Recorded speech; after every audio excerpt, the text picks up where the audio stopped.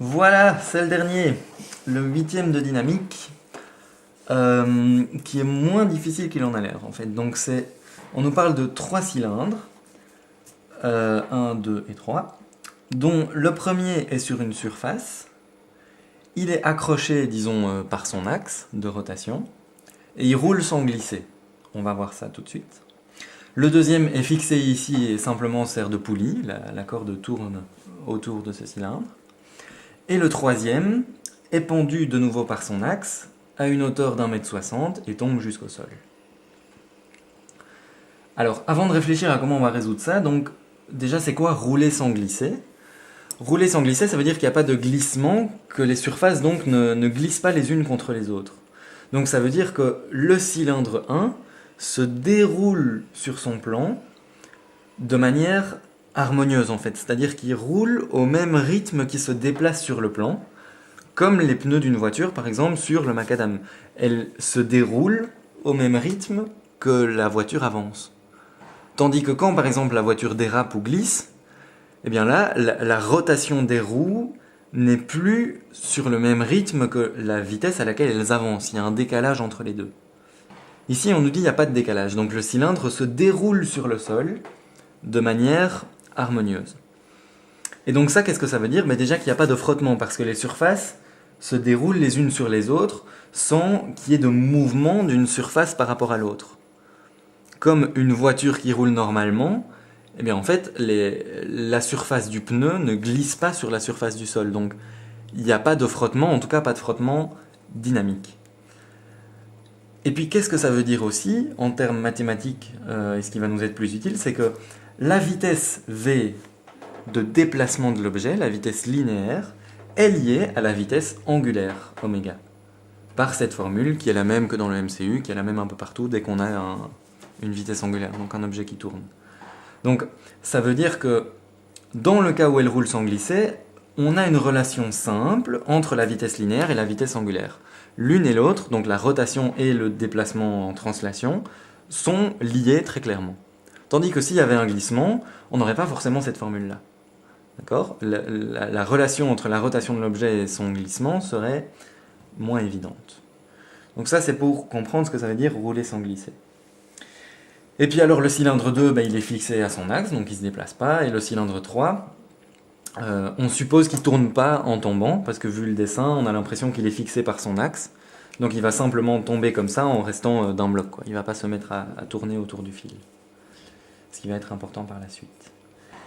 Et alors, une autre petite parenthèse, c'est que comme le cylindre 3 et le cylindre 1 sont reliés par la même corde, eh bien, la vitesse à laquelle le cylindre 3 va toucher le sol sera la même que la vitesse à laquelle le cylindre 1 sera tiré au moment où celui-là touche le sol. Donc ça veut dire que pendant tout le mouvement, le cylindre 1 et le cylindre 3 ont la même vitesse, puisqu'ils sont attachés à la même corde, inextensible, machin. Donc ils ont tout le temps la même vitesse. Et en plus, la vitesse de rotation de la poulie 2, elle va aussi être liée par la même relation à la vitesse de déroulement de la corde. Ça, c'est un résultat du MCU. C'est que la corde ici, elle se déplace comme en MCU. Si on prend un point de la corde, il fait un mouvement circulaire, qui est en fait accéléré. Mais bon, ça c'est comme dans l'exercice 7, la même relation est valable. On a que la vitesse, c'est la vitesse angulaire fois le rayon. Et donc en fait, toutes les vitesses angulaires de la poulie 2 comme la poulie 1 sont les mêmes. Elles tournent à la même vitesse, parce que leur vitesse angulaire est liée à la vitesse de la corde, qui est la même pour la poulie 2 et pour la poulie 1. Donc en fait, toutes les vitesses dans ce problème sont les mêmes. Et pourquoi est-ce que je passe du temps là-dessus? C'est pour bien expliquer que je ne dois pas après distinguer la vitesse de la poulie 1, de la poulie 2, la vitesse de rotation de la poulie 2, etc. Toutes ces vitesses sont les mêmes. Donc quand je parle de V, ce sera la vitesse de la corde, et quand je parle de oméga, ce sera la vitesse de rotation, qui est la même pour toutes. Ok? Voilà. Alors maintenant que j'ai dit tout ça, comment est-ce que je vais résoudre le problème? Eh bien, on me demande une vitesse, comme d'habitude, ça va marcher avec l'énergie. On peut aussi le résoudre avec les forces, comme toujours, mais ça va être franchement plus compliqué. Donc, utilisons l'énergie. Alors, la conservation de l'énergie, elle me demande déjà de choisir un moment et un autre moment, et de dire qu'entre ces deux moments, l'énergie va être conservée. Et puis elle me demande aussi de lister les types d'énergie et les endroits où j'ai de l'énergie. Donc le cylindre 1 va avoir de l'énergie, le cylindre 2 et le cylindre 3. Et ils vont s'échanger de l'énergie, et ce qui sera conservé, c'est l'énergie totale, donc la somme des énergies des 3 cylindres. Et alors, petit rappel, qu'est-ce que j'ai comme type d'énergie? J'ai une énergie potentielle gravitationnelle liée à la hauteur des objets. J'ai une énergie élastique liée à la présence d'un ressort, mais ça, ici j'ai pas de ressort. Et j'ai deux types d'énergie cinétique. L'énergie cinétique habituelle de translation parce qu'elle est liée au déplacement des objets, qui vaut 1 demi mv carré, mais aussi l'énergie cinétique de rotation, dont j'avais parlé dans l'exercice 4, mais que je n'ai pas encore dû utiliser jusqu'ici, qui est liée à la rotation des objets. C'est-à-dire que si j'ai une poulie qui est en rotation autour d'un axe, eh bien, elle va prendre une certaine partie de l'énergie du système. Et par exemple, une poulie qui est assez grosse ou lourde et difficile à mettre en mouvement, eh bien, elle va ralentir le déroulement de la corde qui passe par cette poulie. Donc, ça veut dire qu'elle absorbe une partie de l'énergie, et donc que je dois tenir compte de la présence de la poulie. Okay ? Donc, les trois types d'énergie qui vont m'intéresser ici, ce sont ces trois-là. Alors, commençons par le moment initial, donc le moment où on vient de lâcher la troisième poulie, disons, donc que j'appelle T0. Alors, que vaut l'énergie de la poulie 1 à ce moment-là? Eh bien, elle n'est pas encore en mouvement, donc elle n'a pas d'énergie cinétique, ni de translation, ni de rotation, et donc, en fait, elle a seulement son énergie potentielle gravitationnelle liée à sa hauteur, mgh1. Et sa hauteur, en fait, je ne la connais pas, donc a priori, ça, c'est une inconnue. On verra bien ce qui se passe par la suite. La poulie 2, c'est la même chose, la poulie 3, c'est la même chose. Aucune poulie n'est encore en mouvement au moment où je lâche le problème, et donc j'ai que des énergies potentielles gravitationnelles. Et donc l'énergie totale de mon système, ça va être ça, la somme des trois. Okay ? Ça, c'est pas très compliqué, ça va se corser un peu en T1. Donc, quelle va être l'énergie de mes cylindres au moment où le troisième cylindre touche le sol? Alors, en fait, pour savoir quel type d'énergie ont mes cylindres, il faut que je réfléchisse déjà à leur hauteur, ça on va voir tout de suite, mais aussi à quel type d'énergie cinétique ils ont, c'est-à-dire est-ce qu'ils sont en translation, est-ce qu'ils sont en rotation, ou les deux. Et en fait ici j'ai exactement un exemple de chaque situation. La poulie, le cylindre numéro 3, il tombe, donc il a une énergie cinétique de translation, mais il ne tourne pas. Donc il n'a pas d'énergie cinétique de rotation. Il a seulement une énergie cinétique de translation. Le cylindre 2, lui, il est fixé, donc il n'a pas d'énergie cinétique de translation. Par contre, il tourne autour de son axe, donc il a une énergie cinétique de rotation. Et le cylindre 1, il roule sans glisser, donc à la fois il se déplace par là, et il a une énergie cinétique de translation, et à la fois il roule, donc il a une énergie cinétique de rotation. Lui, il a les deux. Okay. Donc ça c'est pour voir un petit peu quels différents types d'énergie cinétique on peut avoir en même temps ou pas. Et donc pour la poulie 1, comme je viens de le dire, il y a les trois types d'énergie.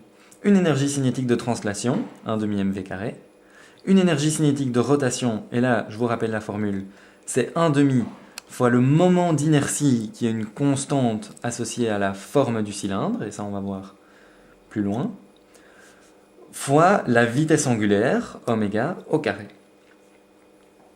Et puis il y a encore son énergie potentielle gravitationnelle qui n'a pas changé puisqu'il est toujours à la même hauteur. Voilà, mgh. Pour la poulie 2, comme je l'expliquais il y a 2 secondes, elle n'a pas d'énergie cinétique de translation puisqu'elle est fixée. Donc j'ai simplement une énergie cinétique de rotation et une énergie potentielle gravitationnelle. 1 demi oméga carré et mgh2. Pour la poulie 3, de nouveau, il n'y a pas d'énergie cinétique de rotation vu qu'elle ne tourne pas. Il n'y a plus d'énergie potentielle gravitationnelle au moment où elle touche le sol. Par contre, il y a encore une énergie cinétique qui va être absorbée tout de suite après, mais comme on me demande la vitesse juste avant qu'elle touche le sol, eh bien là, il y a encore une vitesse.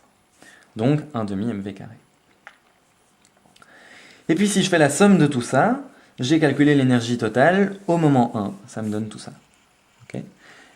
Et là, donc, je peux utiliser mon principe de conservation de l'énergie qui me dit que l'énergie totale qui est ici doit être la même que l'énergie totale qui est là. Et qu'entre les deux, j'ai juste eu des conversions entre les différents types d'énergie, mais au total, j'ai toujours la même quantité globale d'énergie. Donc, j'écris cette équation, et alors, heureusement pour moi, il y a beaucoup de choses qui se simplifient. MGH1, MGH1, ça s'annule. MGH2, MGH2, ça s'annule. Ça tombe bien, parce que je connaissais ni la hauteur de la poulie 1, ni la hauteur de la poulie 2. Mais en fait, c'est normal.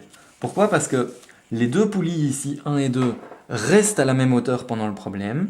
Donc ça veut dire leur énergie potentielle reste constante et elle ne se transforme pas en une autre énergie.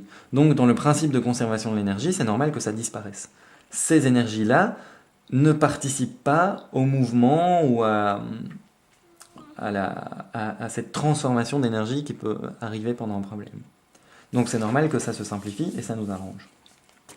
Et puis les termes ici se regroupent, 1 demi mv carré plus 1 demi mv carré, ça fait mv carré. Et la même chose avec les i oméga carré. Donc au final, je me retrouve avec une équation assez simple, que j'ai réécrite au verso. Et en fait, je connais quasiment tout dans cette équation, parce que la vitesse, je sais que c'est la vitesse angulaire fois le rayon. Donc je vais remplacer la vitesse angulaire par v sur r. Et puis pour un cylindre, formule malheureusement à connaître par cœur, c'est le moment d'inertie, cette constante qui apparaît dans l'énergie cinétique de rotation, eh bien c'est 1 demi fois la masse fois le rayon au carré, pour un cylindre. Donc avec ça, je peux remplacer dans mon équation mgh égale mv carré plus le moment d'inertie 1 demi mr carré, plus oméga au carré, et oméga c'est v divisé par r.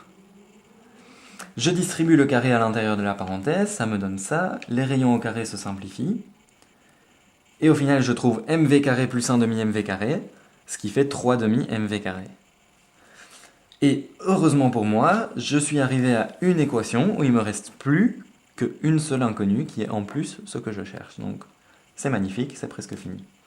J'ai plus qu'à isoler v carré, donc je divise par 3 demi fois la masse. Les masses se simplifient. 1 sur 3 demi, je rappelle que quand on divise par une fraction, c'est comme multiplier par l'inverse de cette fraction. Donc diviser par 3 demi, c'est comme faire fois 2 tiers. Et du coup, ça me donne v carré égale 2 tiers gh. Et donc la vitesse, c'est la racine de tout ça. G, je connais, j'ai mis 9,81. Et la hauteur, c'est 1,60 m. Donc ça me donne ça. Voilà, félicitations d'être arrivé jusqu'ici et bonne chance pour vos examens.